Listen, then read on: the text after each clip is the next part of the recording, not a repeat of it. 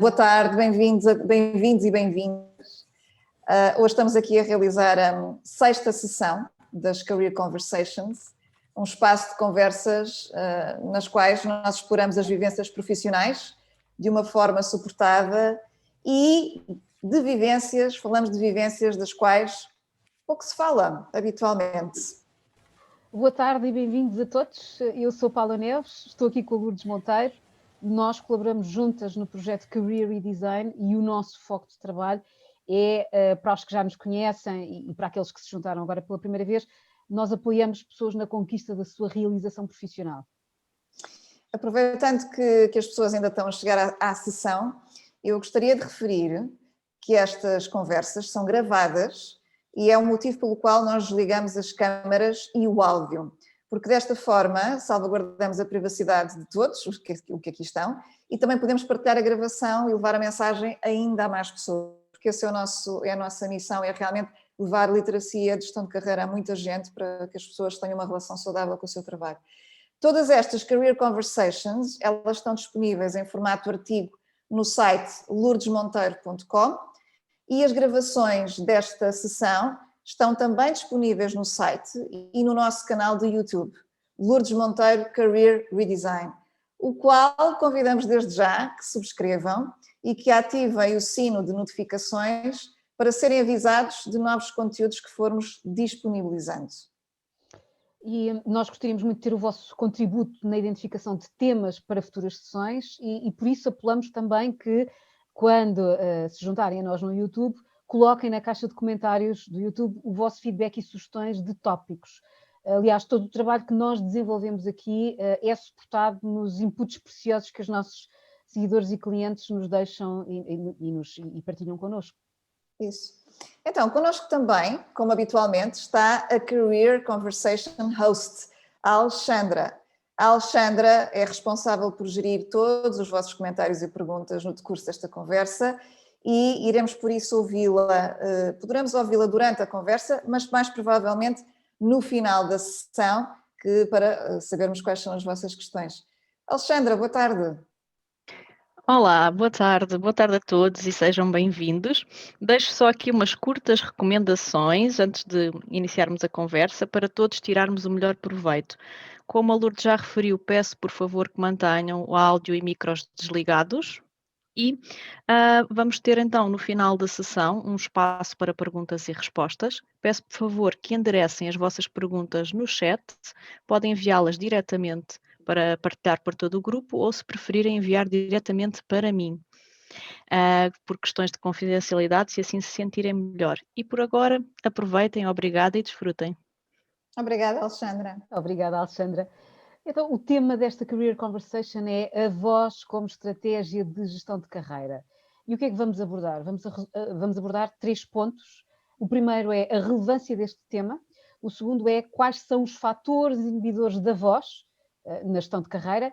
E o terceiro tema será as recomendações que nos podem ajudar, e às pessoas que estão aqui a ouvir-nos, a usar a nossa voz com mais impacto, com mais influência. E isto tudo bem recheado com exemplos reais de pessoas que nós já acompanhamos. E recheado é o termo certo, Paula, porque nós hoje temos aqui um conjunto de exemplos que me parece que as pessoas que estão aqui hoje vão gostar muito de ouvir. Então, começando pelo primeiro tópico, que é a relevância. Qual é que é, afinal, a relevância da nossa voz na gestão de carreira? Por voz, entenda-se, a comunicação que parte de nós, seja verbal, não verbal ou até escrita, ok? Portanto, tem a ver com a comunicação que parte de nós, convém fazer este preâmbulo. Então, no nosso entendimento, a voz é um instrumento de trabalho fundamental nos dias de hoje. E o que é que nos leva a fazer esta afirmação? Muitos fatores, como iremos abordar ao longo desta conversa, mas basta referir que no momento em que estabelecemos uma nova relação profissional, a razão pela qual somos contratados para uma função reside no reconhecimento do potencial contributo que nós podemos trazer à organização em função daquilo que nós dissemos no processo de recrutamento. E este contributo passa, por entre outras coisas, por pensar criticamente, trazer novas ideias à organização para a resolução de problemas ou alcance dos objetivos. Em todos os casos, inevitavelmente isso pressupõe sermos capazes de usar a nossa voz. Existem vários estudos hoje em dia, e está subejamente divulgado, sobre as competências críticas para o século XXI, na nossa vida profissional, e aliás, de resto, incluí muitos desses estudos no livro Quero Próximo de Carreira, e nesses estudos fala-se muito dos 4 Cs porque estamos a pensar na sua designação em inglês, mas eu vou nomeá-los em português. E esses 4 fatores, essas 4 competências críticas são o critical thinking, ou seja, o pensamento crítico, a criatividade e a inovação, a comunicação e a colaboração. E reparem bem, se nós pensarmos, a nossa voz é o veículo que viabiliza qualquer uma destas competências. E, Lourdes, e tu estás a falar disso e eu estava aqui a pensar que no outro dia eu estava a ouvir um vídeo de um orador que se chama Joseph Granny, e este senhor dizia que se nós estamos envolvidos num projeto importante, é mais certo ou é mais que certo que os problemas vão surgir. E uma das formas de medir a saúde de uma equipa, de uma organização ou até de uma relação, e reparemos que a relação de trabalho, ou melhor, nós temos sempre uma relação com o trabalho e, portanto, o trabalho também é uma relação para nós. Uma das formas de medir a saúde da equipa, da organização e da relação, incluindo a relação de trabalho, é o tempo que nós demoramos desde que nós identificamos um problema até que ele é trazido para cima da mesa para ser discutido. E, portanto, quanto mais curto for esse tempo, mais saudável é a relação. E isso tem a ver com esta questão da voz e do silêncio, ou seja, o uso da voz é um sinal de saúde. Sem dúvida. Aliás, usar a nossa voz no trabalho tem imensos alcances, não é? Tem impacto no nosso desempenho, nas nossas possibilidades de carreira e, acima de tudo, e como tu referiste, no nosso bem-estar na relação profissional. Como é que nós nos relacionamos com a relação que estabelecemos com a entidade com quem trabalhamos. Mas, na verdade, eu acredito que toda a gente, de uma forma mais ou menos consciente, tem esta noção. Agora, nós, no trabalho que fazemos, temos evidências de que usar a nossa voz não é algo pacífico para a maior parte das pessoas. E muita gente tende para o silêncio. E é exatamente por isso que nós sentimos a necessidade hoje de abordar o tema dos fatores inibidores da nossa voz, ainda antes de irmos a recomendações, porque também é importante percebermos porque é que isso acontece. Então, afinal de contas, porque é que é difícil usar a nossa voz? O que é que nos inibe? Paula? Vamos já falar sobre isso. Queria só primeiro pedir aqui feedback. Tive aqui uma indicação que o meu som estaria baixo. Peço à nossa Career Conversation Host que me diga se está agora melhor. O que é que nos inibe na utilização da nossa voz? Eu diria que, em primeiro lugar, há razões de natureza social e cultural e que nós devemos ter presentes. O que é que eu quero dizer com isto? Nós não estamos necessariamente preparados para ter e gerir conversas importantes no contexto de trabalho.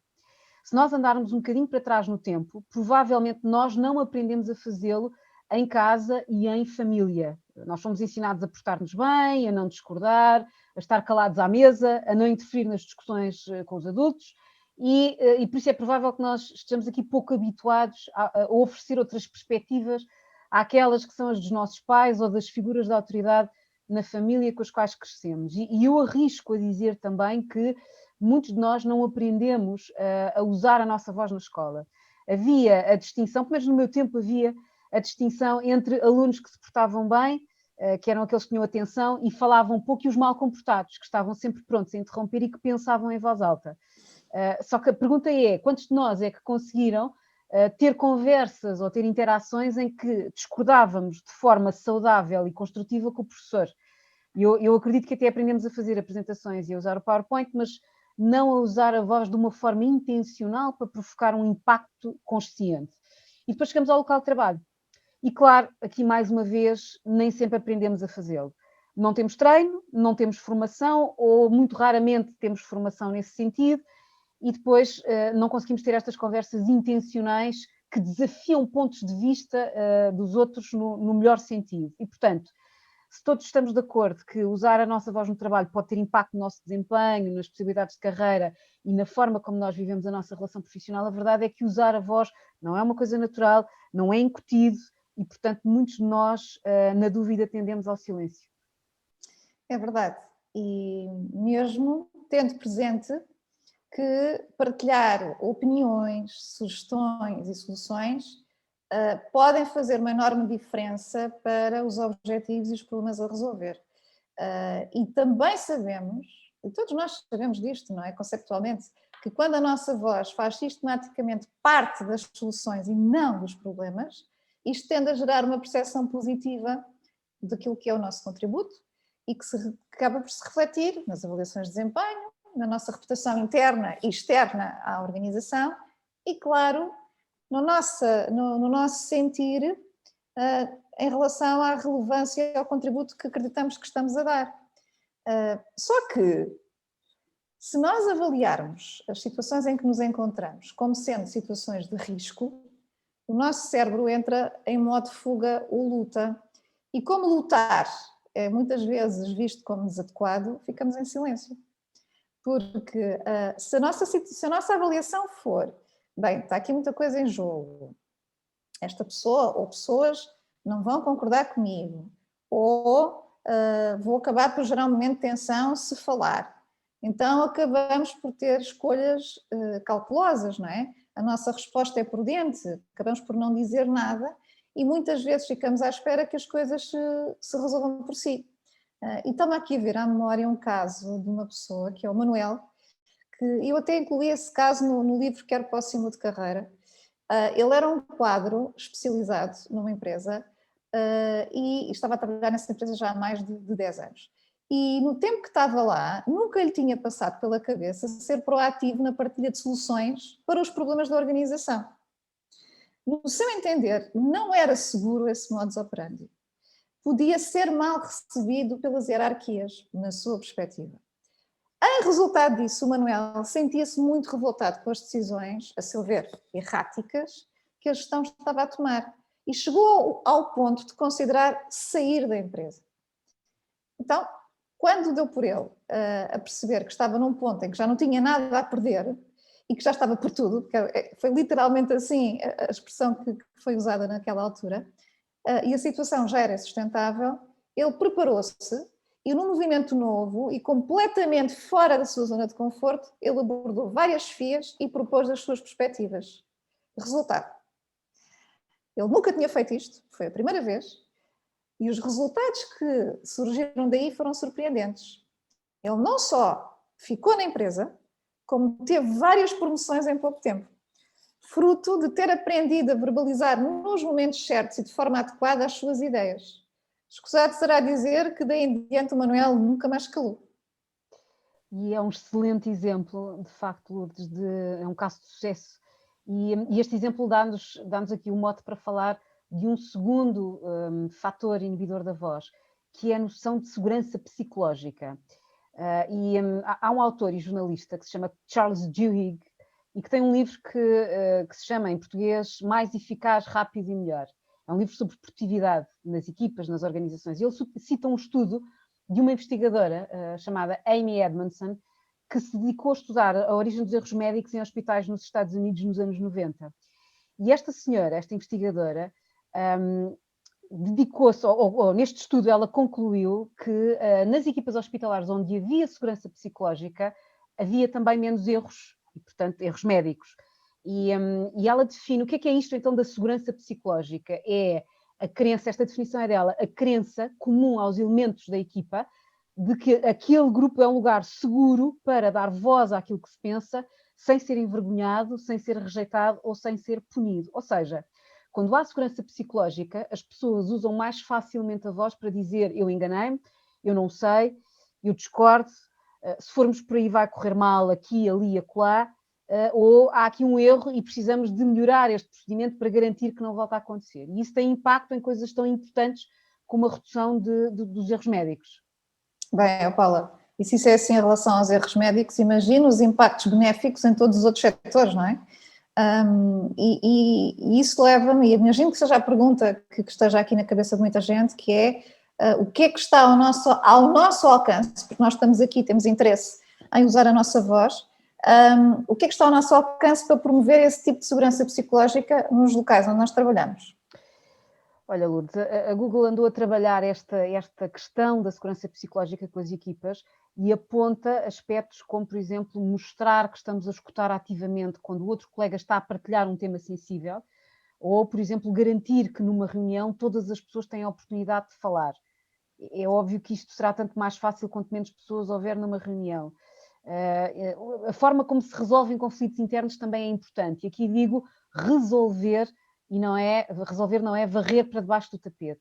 E, portanto, naturalmente, aqui as lideranças têm um papel importante porque definem o tom e dão um exemplo. E esse exemplo pode ser positivo ou nem por isso. Mas as lideranças não podem ser desculpa para tudo, porque muitos de vós que estarão aqui presentes hoje não serão líderes, ou pelo menos não serão chefias formais ou hierarquias formais. E a questão crítica que cada um deve fazer a si próprio é, mesmo que o meu chefe não esteja a dar o melhor exemplo, eu estou a fazer a minha parte no dia-a-dia, ou pelo contrário, estou a alimentar a conversa de bastidores e falo por trás das costas na Copa, ou agora que não há Copa, há Copas virtuais, que é o chat privado, quando a reunião acaba. Exatamente. E essa é uma excelente questão, Paula, que nos põe a todos a pensar, porque na verdade, quando nós acusamos os outros, muitas vezes somos os primeiros a ter o mesmo tipo de comportamento, não é? E portanto, também é importante nós termos consciência de se estamos a fazer a nossa parte ou não. E em relação aos fatores inibidores da voz, para além dos fatores sociais e culturais que já falamos e da segurança psicológica, há aqui um terceiro fator que também está presente e que influencia as nossas leituras em relação às situações. E esse fator são as nossas próprias crenças que bloqueiam a decisão de falar.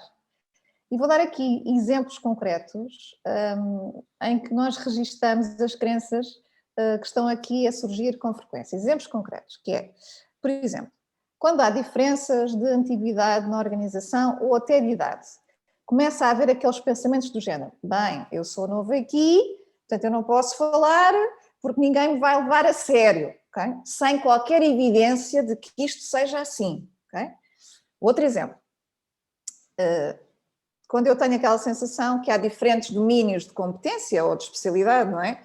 E depois surgem aquelas situações em que se trabalha em equipa, tipicamente, e nós observamos que aquele colega que é especialista ali em qualquer coisa cometeu ali umas falhas, não é? Então temos aquele pensamento que eu não vou dar feedback em relação a isto, porque, ok, não correu bem, mas aquilo não é ali da minha área de responsabilidade ou expertise, então eu não me vou meter e vou guardar isto para mim, mesmo sabendo que se partilhasse seria melhor para todos, teria impacto importante,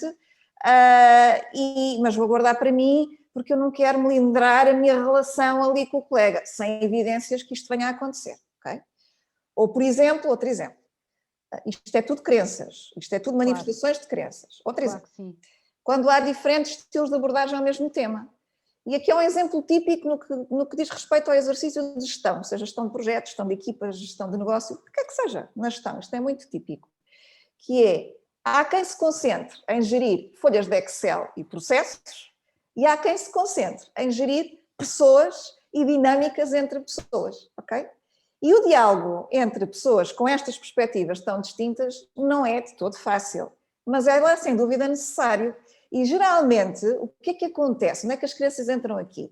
As pessoas que têm menos poder hierárquico, quando estão confrontadas com estas outras que têm um foco diferente do seu, tendem a silenciar ou desistem demasiado cedo de demonstrar aos demais a importância de fazerem um exercício complementar com ambos os focos neste exercício da gestão. Principalmente se não houver abertura às primeiras tentativas, ok? Mesmo que não haja evidências, não é? Quer dizer, e porque se tenta uma vez e não há receptividade adequada, isso não é motivo para desistir logo, mas muitas vezes é o que acontece. Então, tudo isto são exemplos que potenciam que o nosso foco no que pode correr mal. E isso o que é que provoca? Provoca o exacerbar dos medos, dos receios, mas não fazemos o exercício objetivo do, ok, se eu for por aqui, isto pode correr mal. Então, e o que é que eu posso ganhar com isto? Nós não fazemos este exercício. Então, isto não é um exercício objetivo, é um exercício enviesado, porque eu só estou a olhar para um dos lados da moeda e, com isso, estou a provocar perdas ao nível do meu próprio contributo para a organização. Aliás, há uma frase que eu adoro, do Henry Ford, e que ele diz, em poucas palavras, tudo aquilo que eu acabei de escrever. E a frase dele é isto: se pensa que pode fazer algo ou se pensa que não pode, em ambos os casos terá toda a razão. É mesmo, é também uma das minhas frases preferidas dele. E em jeito de síntese, se nós pensarmos aqui no que temos estado a falar até agora, todos estes fatores concorrem para a inibição da nossa voz, não é? Com perdas evidentes pelo caminho. E o que para mim também se torna muito claro é que no meio disto tudo, como dano, se quisermos, colateral, acaba por estar aqui presente a possibilidade de nós nos destituirmos do nosso poder de influência e da nossa responsabilidade enquanto alguém que está ali para contribuir e dar o seu melhor. E aqui o que muitos fazem é dar prioridade à aceitação e não à contribuição. Olha, Paula, tu agora tocaste aqui num ponto que nós somos testemunhas em muitos e muitos casos, que é esta tónica de dar prioridade à aceitação, ao ser aceite, em vez de dar o contributo válido e não estarmos preocupados que as pessoas gostem de nós, ok? Eu estou aqui a recordar-me de um caso específico em que uma pessoa, perante os problemas que lhe eram apresentados, ficava a observar para onde é que há a reação dos colegas e da chefia, ok? Para fazer como eles. Ignorando completamente a responsabilidade definida pelo âmbito da sua função. E este é um comportamento extremamente frequente que leva a que as pessoas se tornem altamente emocionais na relação com o trabalho e com isso perdem completamente o norte. Já nem sabem porque é que estão ali a fazer o que estão a fazer. Tornam-se de tal maneira reativas que estão sempre a correr de um lado para o outro e não chegam a lado nenhum, não saem do sítio e estão em espiral contínua. E isto é extremamente frequente. E porquê? Porque já perdemos o nosso pilar da objetividade, que é esquecemos o que é que estamos ali a fazer, porque é que fomos contratados, qual é o nosso papel. Estamos a ir atrás do que os outros fazem, aceitação, não contribuição.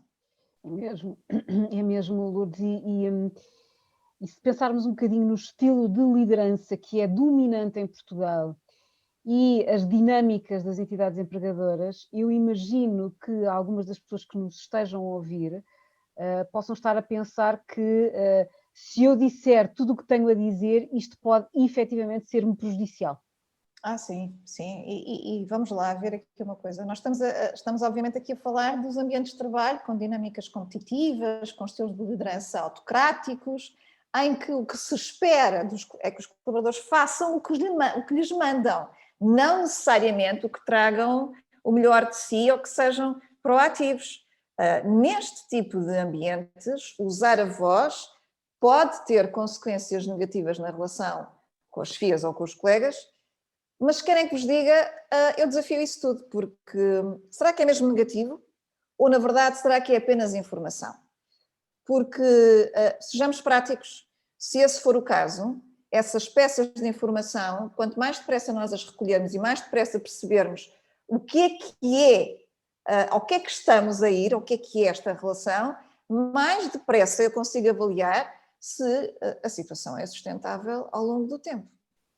Tal e qual, e eu se me permites esta mudança, este shift de mindset, se calhar é das coisas mais críticas que dissemos até agora. Tudo é informação e, portanto, mesmo quando eu não posso ou sinto que não posso partilhar porque não sou ouvido, isso é informação que eu preciso para a minha gestão daquela relação de trabalho e para a minha gestão de carreira, e nós estamos aqui para trabalhar a literacia de carreira. E aqui parece-nos produtivo o uso da voz para regular a relação, ou seja, para clarificar o que é que se pode esperar de nós e nós podemos esperar da outra parte. É claro que sabemos que há, vamos dizer com parênteses, há práticas desrespeitadoras nas empresas e, de resto, quando nós detectamos esse tipo de situação, a recomendação que nós damos às pessoas é que contactem a ACT, a Autoridade para as Condições de Trabalho, para saberem quais são os seus direitos nessas situações e saberem o que é que podem ativar e de que forma. E a partir daí tomarem as suas decisões. Mas o que queremos aqui enaltecer neste momento e nesta conversa é que é fundamental aprender a usar a voz na relação com o trabalho e que, quando o fazemos, neste movimento há enormes benefícios, nomeadamente ao nível da nossa carreira. E portanto, aqui vamos, por causa disso mesmo, dar algumas recomendações para ajudar as pessoas a quebrar o ciclo e incentivar essa zona que sabemos ser de desconforto, mas na qual residem mudanças muito, muito relevantes. E hoje vamos partilhar um conjunto de recomendações, fazemos-lo habitualmente, mas hoje vamos inverter o nosso registro habitual. Vamos começar por dar alguns exemplos reais de pessoas que nós acompanhamos, que conhecemos e que optaram por usar a voz, e o que é que lhes aconteceu quando o fizeram, e depois tiramos conclusões e recomendações. Sim, olha, e vou já começar por um exemplo que também inclui no livro, que é o exemplo da Carolina, e quem quiser pode depois ver em detalhe estes exemplos, alguns dos exemplos que eu vou referindo que estão no livro, que estão lá descritos em maior detalhe. Então, a Carolina estava, na altura que começámos a fazer o trabalho, estava há 17 anos numa área e tinha o desejo de ascender e de gerir equipa.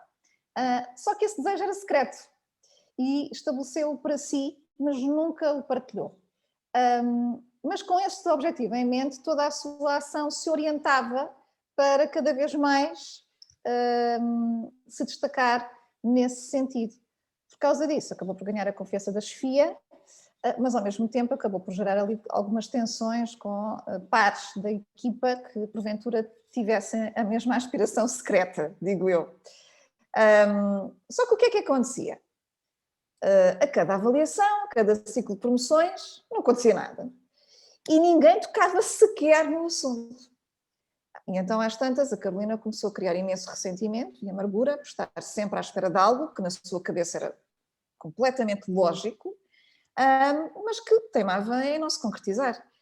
Bem, às tantas, o que nós optámos por fazer foi trabalhar esta expectativa e os motivos pelos quais seria importante e benéfico para a organização que houvesse essa promoção. E quando fizemos isso, a Carolina, num enorme ato de coragem, acreditem que foi mesmo preciso muita coragem, esta pessoa conseguiu partilhar a sua expectativa com a chefia. E no momento em que partilha a sua expectativa com a chefia muito claramente lhe disse que não valia a pena alimentar essa esperança, não ia acontecer. Imediatamente a Carolina percebeu que a sua relação com aquela equipa tinha chegado ao fim. E com esse luto feito, que foi também um período que requeriu ali alguma digestão, imediatamente começou a equacionar hipóteses alternativas até dentro da própria organização. Em poucos meses acabou por mudar de equipa, mudou de área e foi incrível a pessoa que ela se tornou-se muito mais leve, muito mais feliz. E foi tão evidente essa mudança que, passado um ano, voltou a ter um convite para assumir desta vez a responsabilidade de uma nova área numa nova organização. E esta mulher hoje é outra pessoa. É incrível este exemplo que eu adorava que um dia pudessem ouvir da boca dela, porque é realmente é muito poderoso o poder que o que nós desbloqueamos quando temos a coragem de assumirmos o que queremos. Moral da história, não convém esperar 17 anos para verbalizar qual é que é a minha expectativa junto da minha chefia, e portanto não façam isto. Quanto mais cedo o fizerem, mais cedo saberão com o que é que podem contar e podem tomar as vossas decisões. Tudo é informação. Claro que é importante fazer isto de uma forma que seja construtiva e que ao mesmo tempo não coloque em causa o nosso valor próprio. Eu diria que este é de resto um aspecto-chave. Qualquer contributo tem valor, embora por vezes as dinâmicas à nossa volta pareçam não suportar bem esta ideia e, portanto, qualquer pessoa tem direito a ter ambições, independentemente de virem ou não a ser correspondidas. E por isso, tantas vezes, eu diria demasiadas vezes, nós ficamos a ruminar naquilo que não está a acontecer e à espera que os outros resolvam aquilo que nos incomoda. E recordo não só o exemplo da Carolina, como também o do Manuel, que deste ao início, Lourdes. Sim. E olha, agora estava-te a ouvir e estava-me aqui a lembrar de um outro caso, não é? Quer dizer, isto, nós podemos ficar aqui o dia inteiro a dar exemplos, não é? Mas é importante dar mesmo os exemplos porque são portugueses, são pessoas que podem ser os nossos vizinhos. São pessoas reais? São pessoas reais, não são particularmente privilegiadas no que quer que seja E, portanto, é mesmo crucial partilhar estas histórias para que as pessoas percebam que aquilo que acontece com os outros também pode ser transportado para a sua história, para a sua vida e tirar daí o maior partido. Eu que há uns tempos atrás, há uns anos, acompanhei também alguém que tinha uma atitude muito discreta, extremamente discreta na sua função. E trabalhava numa empresa multinacional, era responsável de uma área em Portugal. E esta pessoa tinha por defeito uma atitude muito defensiva em relação à cultura da empresa e por causa disso a sua estratégia por defeito era o silêncio, literalmente o silêncio. Só falava com a sua chefia direta. E quando participava de fóruns com vários interlocutores europeus e de outras geografias, tornava-se o mais invisível possível. Okay? Qual é que é a partilha aqui? Esta pessoa conseguiu tornar-se de tal forma invisível que a certa altura a sua chefia quis promovê-la na organização. E teve sérias resistências porque aos olhos dos envolvidos na decisão, eles não percebiam qual é que era o contributo face a outras pessoas que também estavam na calha para serem promovidas.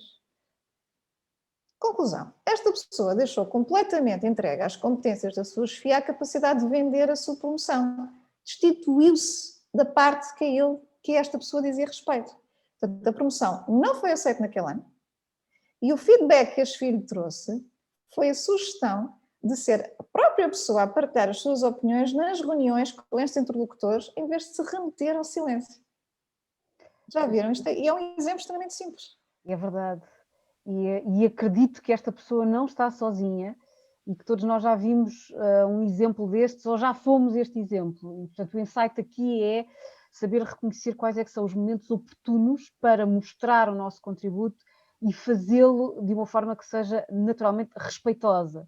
Não é de todo aconselhado ficar à sombra de algo ou de alguém, porque a carreira é nossa, o contributo é nosso, a agenda é nossa e, portanto, ser verbalizado e demonstrado por nós dentro daquilo que é o nosso estilo, respeitando o nosso perfil de comunicação, e isto é que nos torna únicos e, portanto, isto é vital para influenciar os outros. E se assim não for, nós corremos o risco de responsabilizar outros por alguma coisa que a responsabilidade é nossa em primeiro lugar. Aliás, eu não resisto a uma metáfora ou a retomar aqui uma metáfora que tu usaste há pouco, que é muito conhecida. Quando nós apontamos o dedo a alguém, não é? Os restantes dedos normalmente estão virados para nós. E, portanto, eu não quero apontar que é feio, mas convém lembrar isso. É verdade, é verdade. Olha, para terminar a lista de exemplos, eu gostava de partilhar também aqui uma prática. Acredito que esta também seja, desta pessoa que acabamos de falar, seja uma prática até bastante frequente. E tem sido, porque eu já observei várias pessoas a fazerem isto, não é caso único, mas há aqui uma outra prática que eu tenho observado em muita gente, eu e tu, não é? Porque nós acabamos por trabalhar os casos em conjunto e realmente é muito interessante fazer esta partilha. E este tipo de prática é muito comum nas pessoas que são particularmente autónomas e que têm imensos recursos e capacidades. E são normalmente pessoas que são máquinas de resolver problemas e que não partilham nem com pares, nem com chefias que o fazem e muito menos como é que o fazem. Guardam para si, ok? Então, o que é interessante aqui? O contributo está lá, ok? Estão, de facto, em ação a resolver o problema que é preciso. E, portanto, estas pessoas acreditam, eu estou a fazer a minha parte por inteiro. Mas sabem que mais? Não estão. Não estão, porque se nós formos ver, no âmbito da sua função, para além das atividades-chave que as pessoas têm lá definidas, têm também lá os fluxos de comunicação e informação que devem estabelecer. E é exatamente aqui que estas pessoas falham, que não tem outra palavra, falham. Não comunicam, não informam os stakeholders que são importantes e que são influenciados pela sua função, de qual foi o problema que resolveram e como é que resolveram. Então, é aqui esta parte da informação e da comunicação que falha, que não está a ser encarada como sendo parte do seu trabalho, da sua função. E olha, por causa disso mesmo, depois os stakeholders não têm o alcance real dos problemas que acontecem, e depois isso pode dificultar a aprovação de novas ideias, que tenham que ser propostas, e porque lhes falta de facto esse enquadramento. E além disso, não se torna depois evidente qual é o impacto que estas pessoas tão autónomas, tão orientadas para a resolução de problemas, têm na organização. E, portanto, são formigas de trabalho, mas silenciosas. E a recomendação aqui é, no âmbito da sua função, para além das atividades críticas que suportam a sua função, deve informar os stakeholders que são afetados ou que são beneficiados ou impactados pelo seu trabalho. E sabes, Paula, normalmente sabes quando é que as pessoas se apercebem disto? Quando por algum motivo estas pessoas faltam. Ou ficam doentes e ficam muito tempo fora, ou quando mudam de organização, aí é que elas percebem o valor e o alcance que estas pessoas têm, mas a responsabilidade disso é exatamente das pessoas, porque não informam, não comunicam, não é? Portanto, daí reforçarmos. Isso pode ser olha, estás-me a fazer pensar num red flag ou num sinal de alerta, que é sempre que isto para as pessoas que estão aqui a ouvir-nos, sempre que se derem conta de que estão a dizer esta frase, um dia quando eu não estiver cá, ou um dia quando eu me for embora, as pessoas vão me dar valor. Exato.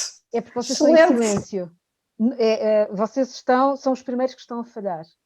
Exatamente. Porque há qualquer coisa que não estão a dizer, e se estão a dizer e não estão a ter impacto, então essa informação tem que ser usada para vocês gerirem a vossa carreira. Exato, olha, excelente alerta, Paula, é mesmo isso, mesmo isso. Bem, a gente de conclusão, nós esperamos que de facto tenha ficado clara a importância de sabermos usar a nossa voz na gestão da nossa carreira e da nossa relação com o trabalho, com todos estes exemplos que nós demos e onde mostramos os benefícios que vieram sempre que a voz foi utilizada. Nós começámos por abordar os fatores inibidores da voz e, para ficar claro e em jeito de síntese, os fatores que inibem tipicamente a nossa voz têm a ver com aspectos sociais e culturais. Ficou muito evidente que nós não somos ensinados desde cedo a saber usar a nossa voz e, portanto, quando chegamos ao local de trabalho não temos essa aprendizagem feita, muitas vezes vamos fazê-la ongoing durante a nossa carreira. Também a importância da forma como nós fazemos o assessment do risco nas diversas situações, que pode afetar a nossa segurança psicológica e, portanto, aqui também a importância de não estarmos só a focar o que se perde, mas a importância também de focar o que se ganha. Não há só perdas, há sempre potencial de benefício. E, finalmente, outro fator inibidor, que são realmente as nossas próprias crenças e que muitas vezes nos levam a dar prioridade a outros critérios que não o contributo. Nós não nos podemos esquecer, quando nós entramos numa relação profissional, nós estamos lá para fazer a nossa parte. E a nossa parte é contribuir. Não é sermos aceitos, não é gostarem de nós, não é sermos populares, não é estarmos bem com toda a gente. É contribuir. Se o que nós fazemos no nosso dia-a-dia de trabalho é tudo menos aquilo que é suposto, alguma coisa está errada. Significa que está na altura de virem ter connosco para a gente vos ajudar, ok? É verdade.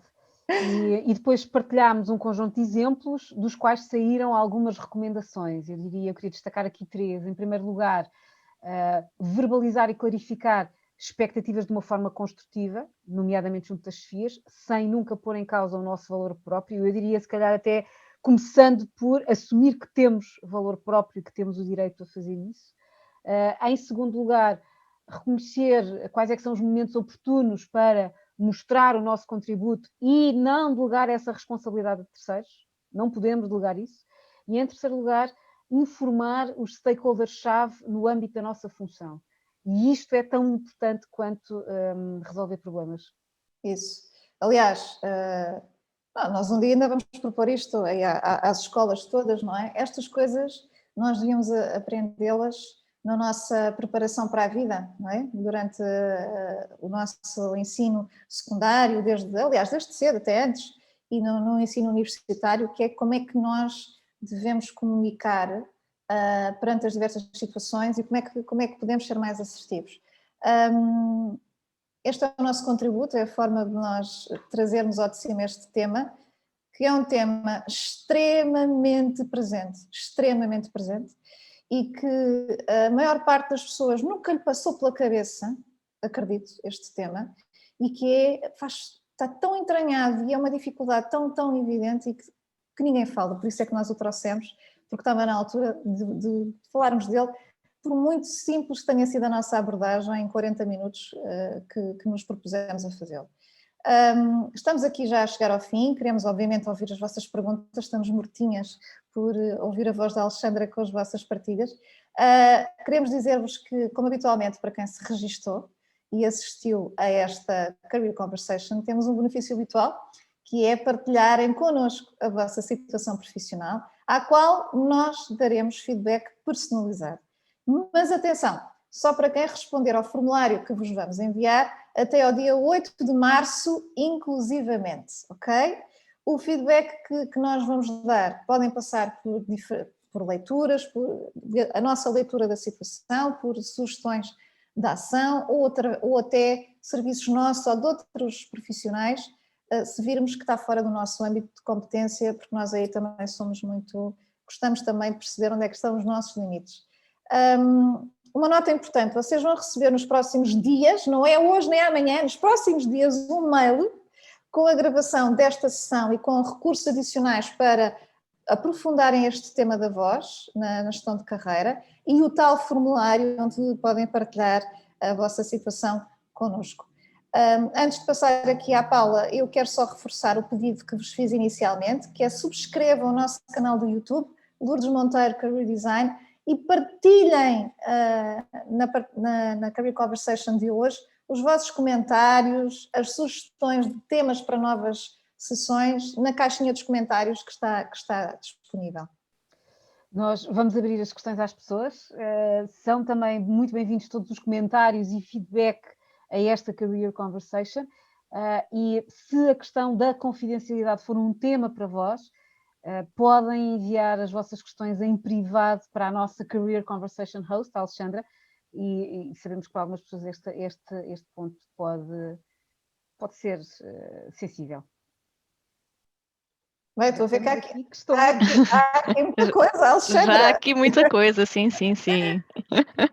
Então, começando aqui pelos comentários, temos aqui um comentário de uma participante que nos confirma que este estilo de liderança, o autocrático, ainda domina, e li em tempos que um líder que não ouve irá ficar rodeado de pessoas que não falam.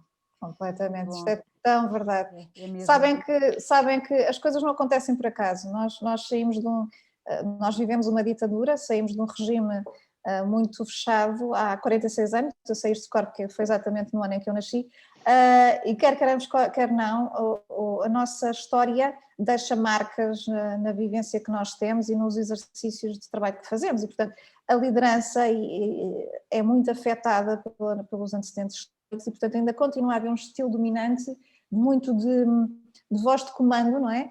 E portanto, e de pouca permeabilidade àquilo que são sugestões diferentes daquelas do líder, até porque há muita insegurança associada ao exercício de gestão, que é de resto um exercício muito pouco robusto e profissional numa grande parte do tecido do nosso país. Não é assim para todos os casos, há muito bons exemplos, felizmente, mas é assim ainda em muitos sítios. Ora, aqui um elogio à elegância como abordam as falhas e erros, é incrível, causa logo rapport. Esta participante diz, passo o tempo todo a pensar, ups, sou eu. Eu também podia juntar, sou eu também. Sim, nós às vezes acredito que parece que estamos aí dentro da vossa mente, não é? É porque as vivências que cada um de vocês tem, é as vivências que muita gente tem. Só que não há assim tantos fóruns como este em que nós podemos partilhar isso abertamente e criar esse rapport.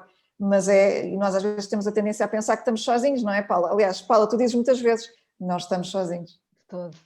Ninguém está, não é? Temos Ora, a Carolina afirma-nos aqui que assunto tão importante, muito obrigada por este momento e, na vossa opinião, como se pode desenvolver a coragem para falar? Que exercícios se podem fazer, por exemplo? Paula, queres responder? Por onde é que começamos? Eu diria que há muitas coisas que se podem fazer. eu começava, eu sei que não estou a dizer uma coisa nova à Carolina que fez este comentário. Podemos começar pela questão do valor próprio, ou seja, eu diria que, em primeiro lugar, nós temos que acreditar que temos o direito e a legitimidade para, e quase que eu diria o dever, não é? Por causa da questão do contributo, nós estamos ali para dar um contributo, fomos contratados para dar um contributo e, portanto, temos a responsabilidade, o dever e a legitimidade para dar a nossa voz e colocar a nossa voz. E, portanto, esta mudança de mindset é a chave, e se for preciso, escrevam-na em algum sítio onde se possam lembrar dela, no vosso ambiente de trabalho. Se for o espelho da casa de banho em casa, é o espelho da casa de banho. Se for o início do vosso caderno, portanto, escrevam mesmo, que eu acho que quando escrevemos, isso tem força. E elimina a pressão. E tira a pressão. E a outra recomendação que eu daria é, se tiverem de ter, para as pessoas que estão a sair fora da sua zona de conforto para usar a sua voz, preparem essa intervenção, essa interação. Há formas de dizer as coisas, há estilos de comunicação que podem ser privilegiados. De certeza que há, se calhar, se as pessoas já fizeram formação em comunicação no contexto das suas organizações, parece que não tem nada a ver, mas de certeza que podem aproveitar algumas pistas daquilo que aprenderam para poderem comunicar de uma forma que seja mais eficaz e mais influente, este tipo de coisas. Portanto, é preparar-se. Há muita bibliografia, nós vamos recomendar alguma, e portanto, primeira pista, acreditar no meu valor próprio e na legitimidade que tenho para falar. Segunda, se tenho que ter uma conversa onde tenho que abordar um tema e usar a minha voz, preparar-me. Aliás, há de resto uma recomendação de um livro que nós vamos dar nos recursos que é só sobre a voz. E, portanto, fala exatamente desta alavancagem de coragem. Mas, complementando aqui com a Paula, acho que essas sugestões são absolutamente vitais. E há aqui várias layers, não é? Há aquele momento em que a pessoa, para alavancar a coragem, há um reality check primeiro que tem que acontecer. E é um reality check de provocação, que é, se eu continuar a fazer exatamente o mesmo que tenho feito até aqui, o que é que vai mudar? Este é o primeiro reality check. Acho que a resposta aí é muito óbvia. Portanto, tem muito mais a perder do que a ganhar. E a segunda é, ok, com o reality check, não é? Se eu tenho mais a perder do que a ganhar, então isso vai ajudar a alavancar força e energia para agir. E aquilo que a Paula estava a dizer é fundamental. Manter presente que todos temos o direito a ter ambições e, segundo, preparar-se para agir. E essa preparação é absolutamente vital, que é perceber a que é que o interlocutor é sensível, qual é que é o estilo de comunicação que ele ouve, de que forma é que ele é premiável. No outro dia eu trabalhava com alguém que me dizia, não, a minha chefia só reage à comunicação escrita, eu já desisti, só consigo ter 5 minutos de tempo de antena presencial, portanto, já sei que com ela é prescrito. Portanto, isto são pormenores, mas que são pormenores. Então, tudo isto ajuda a nossa preparação. Mas ter sempre presente, ok, isto não me serve, não é por aqui o caminho. O que é que pode ajudar a que esta relação ainda me sirva?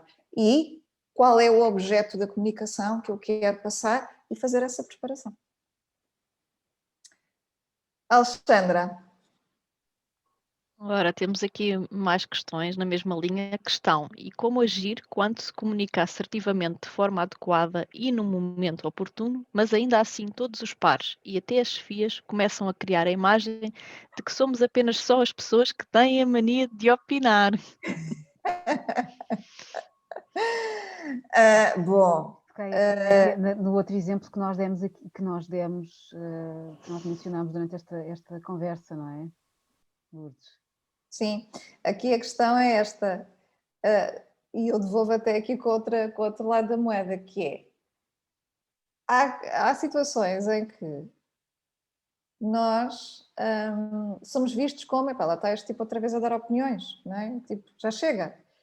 Depois há outros momentos em que as mesmas pessoas pensam, ainda bem que esta pessoa está a dar opiniões, precisamos mesmo delas, não é? E, portanto, a questão aqui é esta.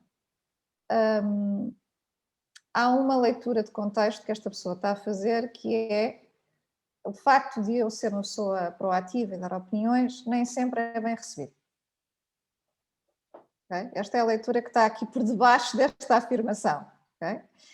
Mas atenção, porque esta pessoa pode estar, pode também estar a exacerbar esta leitura e achar que só é vista desta maneira, fruto de alguma coisa que aconteceu, e não estar a ter uma leitura muito assertiva em relação a si própria e à maneira como os outros a estão a ver. Portanto, movimento recomendável. Nada como chegar ao pé de um colega com quem tenha mais confiança, ou 2 ou 3, ou com a Sofia, e dizer: olha, eu gostava de pedir feedback sobre o que é que, na tua opinião, mais valorizas quando eu dou opiniões, ou menos valorizas quando eu dou opiniões. Não é difícil. Não, aliás, não é fácil, é difícil. É um momento de coragem, mas nada como tirar isto a limpo.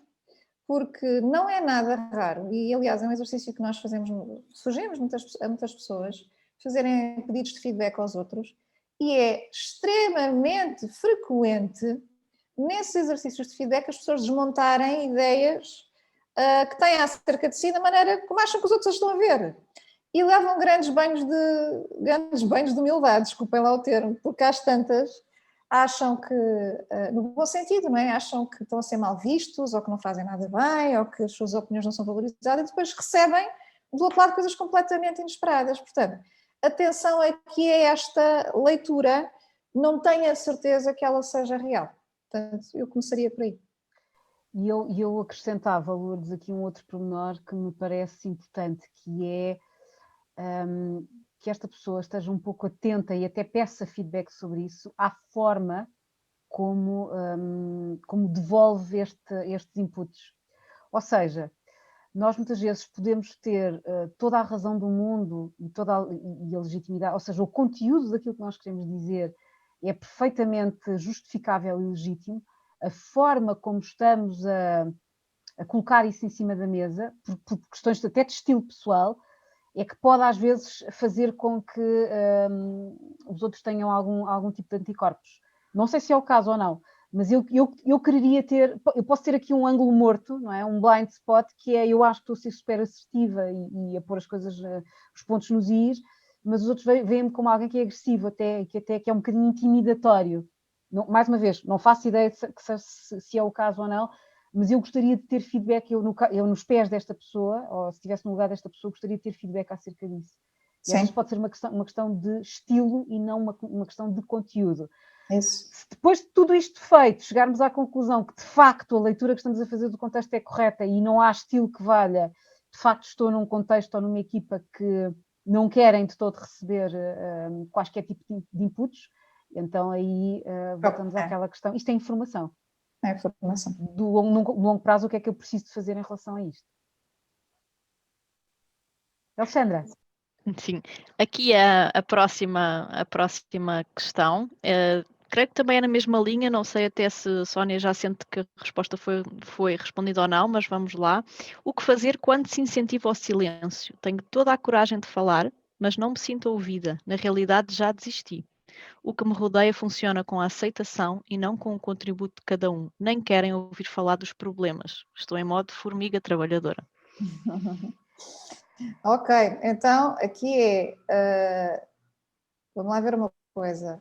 Se a pessoa fala, verbaliza e do outro lado não se sente escutada, há aqui vários layers, não é? Uma das sugestões que a Paula deu, e muito, muito sábia, foi adaptar o estilo.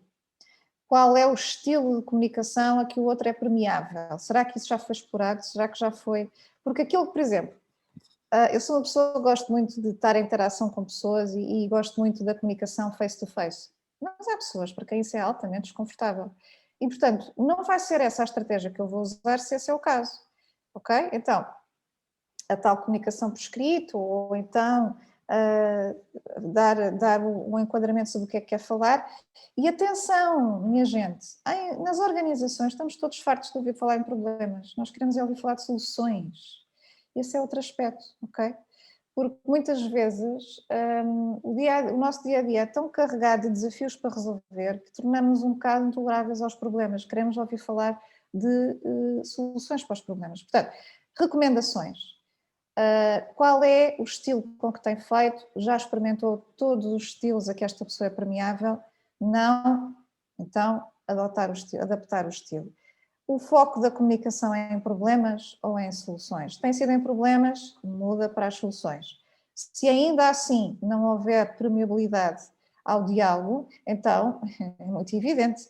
Esta situação demonstra que provavelmente não haverá abertura aqui à tal proatividade, portanto o que se espera do colaborador poderá ser desalinhado do que o colaborador espera da organização. Então há que tomar decisões. Para bom entendedor, meia palavra basta, não é? Agora, antes de uma questão, um comentário, que também é aqui muito interessante, até porque somos aqui as 3 mulheres, temos aqui um comentário de uma participante que diz que acredito que as mulheres têm mais dificuldade em mostrar a sua voz do que os homens. Isso já vem da educação e cultura, onde a mulher tem medo de ser rejeitada pelos outros e quer ser aceite. Mas felizmente isso já está a mudar, devido às grandes líderes mundiais que já vemos hoje. Obrigada também pelo vosso incentivo. Obrigada a nós pelo comentário. É verdade que nós mulheres, é uma consciência muito presente, não é? Que nós temos mais dificuldades em verbalizar, mas não é exclusivo. Os homens também têm e os desafios são muitíssimo parecidos. Portanto, isto às vezes, vou-vos dizer uma coisa. A percepção que nós temos, que é pior para as mulheres, tem a ver com um aspecto que, a meu ver, pode marcar a diferença, que é nós assumimos mais facilmente essa dificuldade. Os homens vivem essa dificuldade no silêncio. Não quer dizer que nós, mulheres, tenhamos mais essa dificuldade que os homens. Para mim, estamos ela por ela. Ou mascaram-na, não é? Os homens mascaram-na. É ela por ela. Porque os homens não falam por motivos diferentes, porque também há uma pressão, um estereótipo associado ao papel do homem, mas também têm o mesmo dilema, e as mulheres por outros motivos, mas é ela por ela. Só que nós mulheres, como eu costumo dizer, somos mais desbocadas, falamos umas com as outras, até no nosso seio das amigas, e partilhamos mais, não é? E isso cria aquela leitura que o problema é mais grave nas mulheres. Eu aí tenho as minhas reservas e enquanto isso não for estudado estatisticamente e evidenciado, e alguns estudos dizem que sim, outros que não, eu fico na reserva. Eu diria, Lourdes, que depende muito da cultura que existe dentro da organização e nomeadamente a cultura de liderança. Eu já assisti a situações em organizações da qual fiz parte, em que homens atrás, portanto, em conversas privadas, tinham um tipo de discurso ou de abordagem, e depois, quando estavam perante o CEO ou o Managing Partner, que era alguém que os tinha recrutado, que os tinha levado para aquela organização e por quem tinham um grande respeito e admiração, portanto havia ali questões de lealdade pessoal e de amizade pessoal mesmo, não defendiam a mesma coisa. E, portanto, fora do olhar dele, defendiam um conjunto de coisas e à frente dele, quando ele dizia alguma coisa, e eu lembro-me de estar numa discussão e estar eu a discordar, ou estar a procurar apresentar uma outra perspectiva, e do CEO dizer, não é assim, não é isso que queremos, ou seja o que for. E estas duas pessoas, eram dois homens alfa, poderosos, não é? Portanto, com uma energia masculina grande, para quem, enfim, se interessa por estas coisas, e que se calaram, claramente. E, portanto, tem muito a ver tem a ver com muitas outras dinâmicas, com as dinâmicas internas da própria organização, com a cultura de gestão, com a cultura de liderança, e, portanto, não é totalmente... Eu não tenho a certeza que seja uma questão de mulher versus homens. Não. E quem tem o poder e quem não tem, não é? Formal, portanto, todas as agendas pessoais, o que é que eu tenho a perder, o que é que eu não tenho a perder, há aqui muita coisa envolvida, portanto, somos sempre muito cautelosas nestas conclusões mais transversais, porque às vezes podemos não estar a ser rigorosas, não é?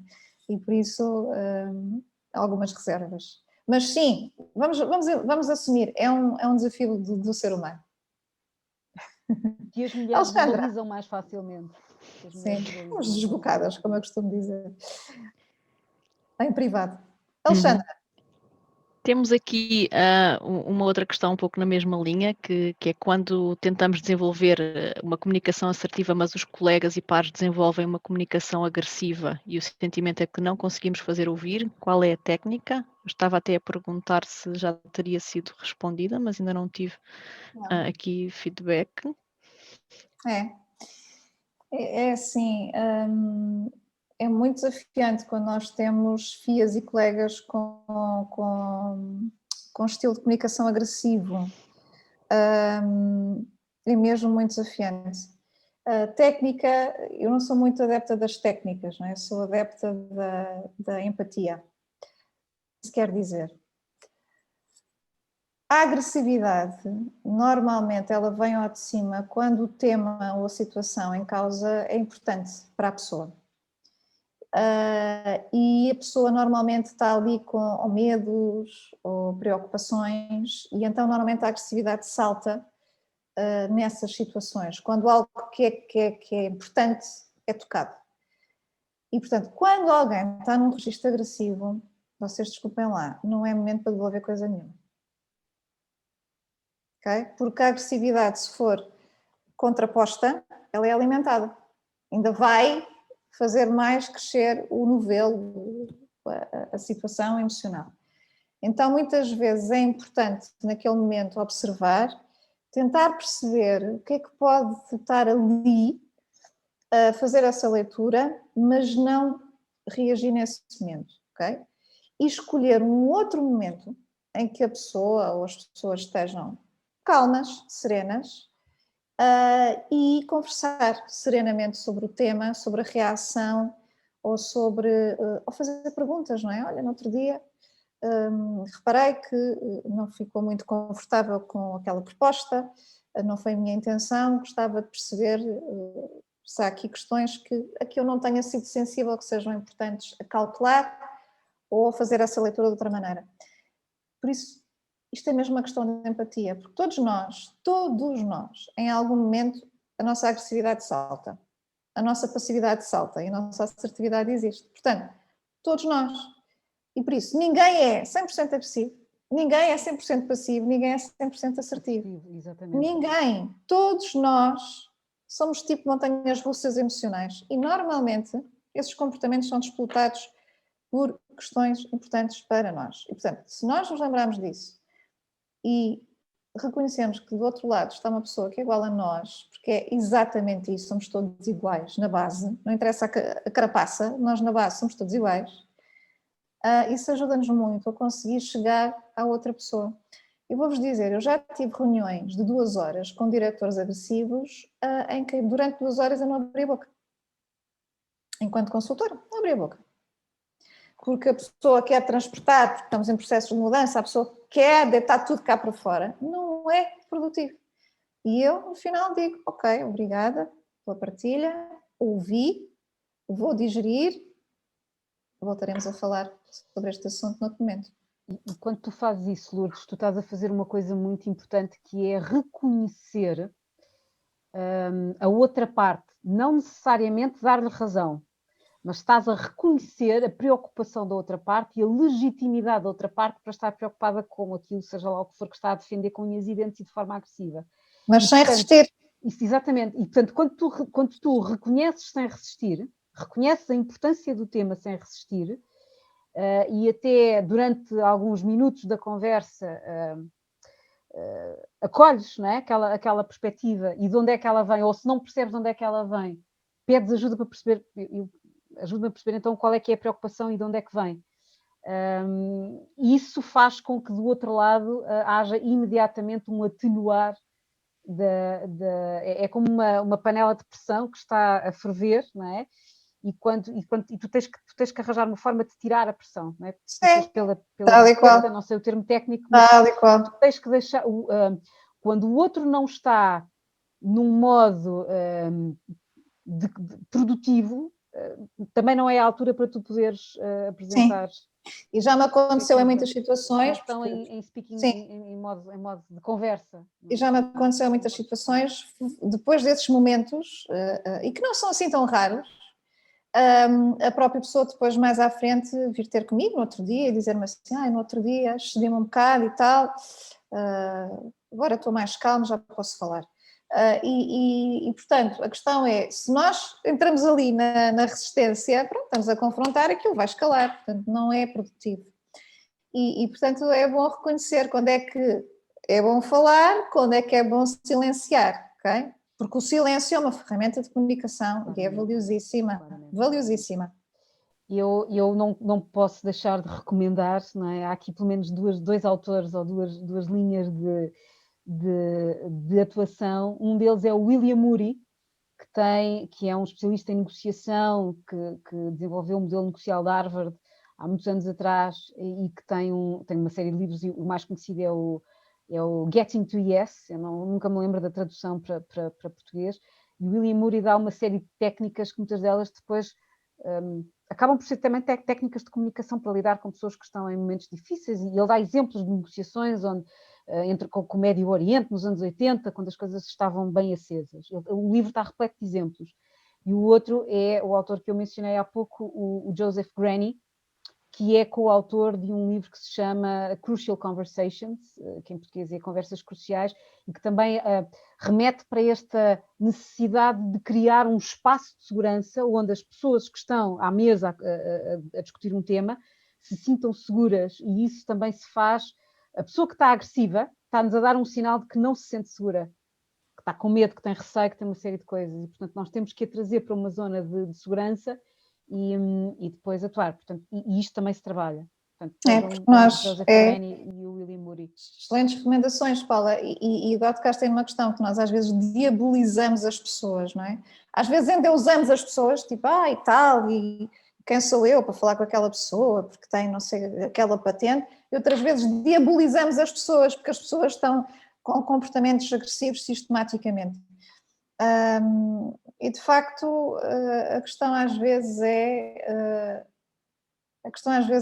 muito mais para além disso, não é? Nós somos capazes de desenvolver em nós a capacidade de nos relacionarmos com os outros, mas ainda assim nós temos todo o direito de querer estar nessa relação ou não, temos todo o direito, e portanto não temos que estar só porque, pronto, estamos agora aqui a referir estas questões mais profundas, não temos que estar em relações que não nos servem, que não nos sentimos preparados para lidar com elas. Estamos no nosso direito de não estar, ok? E é bom ter isso presente. Lourdes, deixa-me já agora, já que fiz 2 recomendações de leitura, fazer uma terceira, não resisto, que é, mas vou fazê-la com uma ressalva. O livro chama-se, em português, Rodeado de Idiotas, e é de um autor que creio que é sueco. O livro pode-vos dar algumas pistas e pode ser uma boa base de partida para trabalhar as questões do estilo de comunicação entre pessoas. A minha recomendação é, o livro tem muitos clichês e, portanto, tem que o ler com algum desprendimento e não se ficarem só pelas recomendações do livro, senão vão pensar que toda a gente é idiota à vossa volta, e isso não é verdade, está bem? Portanto, é retirarem as dicas de comunicação, que é como é que se lida com esta e aquela pessoa, mas depois fazerem uma coisa mais profunda, porque o livro é um bocadinho superficial, na minha opinião. Até porque ser idiota é uma pessoa que tem muitas ideias, não é? É verdade. Ora bem, olha, a primeira vez que alguém me disse isso até foi um colaborador que me reportava, eu era chefia, e vira-se para mim e diz-me, você é muito idiota, e eu fiquei a olhar, em pleno Alentejo, não sabia se havia de rir ou de chorar, e depois percebi o que queria dizer. Ok, então estamos aqui a fechar, já ultrapassámos o nosso tempo e as pessoas continuam aqui, isto é um sinal. Olha, temos aqui uma estão pessoa, a receber Rita, informações válidas. Temos aqui a Rita que nos diz Never Split que tem uma 4ª recomendação de leitura. Isto hoje não há pai para as nossas recomendações. Never Split the Difference, que penso que pode ajudar muito na perspectiva sobre a negociação, ser extremamente importante e positiva para os 2 lados da situação em causa, e que não deve ser evitada. É verdade, é muito na linha, o Never Split the Difference há de ser talvez na linha desta ideia do William Ury, do trabalho do William Ury. Ele também Estão aqui duas pessoas a pedir-nos para pormos as referências das recomendações no mail. Vamos pôr, fiquem descansados. Fiquem descansados, vamos pôr. Surgiram aqui espontaneamente, não tínhamos previsto pôr, mas agora vamos acrescentar. Estejam descansados que a gente vai mandar essa informação para vocês. Estamos a chegar ao fim, agradecer a todos. Aliás, já passámos em 11 minutos o nosso tempo, agradecer a todos estarem connosco nesta hora prolongada de almoço. É um prazer receber-vos. Continuem a vir. Relembro, coloquem as vossas sugestões para temas para próximas Career Conversations nas caixas de comentários no YouTube, ou mandem-nos um e-mail, estejam à vontade. E muito grata por estarem aqui mais uma vez, muito grata pelas vossas perguntas que tornam as sessões super ricas. Aliás, estamos sempre à espera que chegue a altura das perguntas, que é quando isto ganha mais interesse, é quando vocês também conversam connosco. Por isso, continuem a vir, por favor. Tragam mais pessoas convosco, passem palavra, vamos fazer esta comunidade crescer, vamos também dar aqui o nosso contributo para sermos mais felizes com o nosso trabalho. Grata, até ao próximo mês. Até ao próximo mês.